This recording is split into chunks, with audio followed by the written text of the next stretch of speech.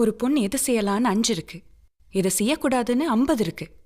எல்லாருக்கும் பிடிச்ச அந்த 5 நம்ம செய்யலாம், ஆனா நமக்கு பிடிச்ச அந்த 50 நம்ம செய்யக்கூடாது. அவ்வளவுதான். சிம்பிள் ஒரு பொண்ணோட லைஃப். வாடி ராசாத்தி புதுசா இளசா ரவுசா போவோம் வாடி வாலாட்டி வரியா புலியா தனியா திரிவோம் ஊரே